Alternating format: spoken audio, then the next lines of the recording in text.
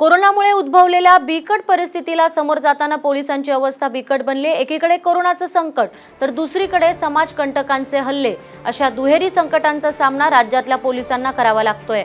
महाराष्ट्रातील आतापर्यंत 422 पोलिसांना कोरोनाची लागण झाली आहे, तर 3 पोलीस कर्मचाऱ्यांचा कोरोनामुळे मृत्यू झालाय।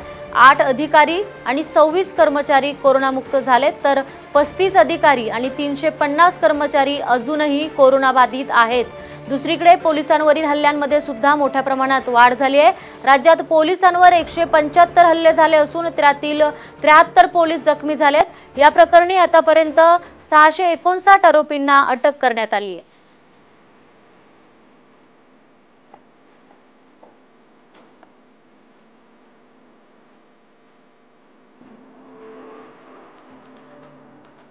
जीव धोक्यात घालून कर्तव्य निभावत असलेल्या पोलीस कर्मचाऱ्यांचा संपूर्ण देश गौरव करतोय। असं असताना एका पोलीस कर्मचाऱ्याला गाव गुंडांनी मारहाण केल्याची संतापजनक घटना घडली आहे। कंटेनमेंट झोन मधील हुसैना मस्जिद चौकात पोलीस कर्मचारी राजेश निकालजे ड्युटी करत होते।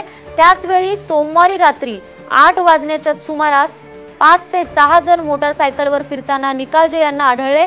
त्यातच मोटारसायकलस्वार तरुणांनी तोंडावर कुठलाही मास्क घातलेला नव्हता। पोलीस निकालजे यांनी तरुणांना हटकले आणि घरी जाण्यास सांगितले। याच रागात 6 तरुणांनी त्यांना मारहाण केली। एकाने कॉलरही पकडली, तर आणखी एकाने त्यांच्या हातातील काठी हिसकावली। काही वेळाने इतर पोलीस त्या ठिकाणी पोहोचले। मुख्य आरोपी जावेद सह 3 आरोपींना अटक करण्यात आली आहे, तर इतर जण फरार आहेत।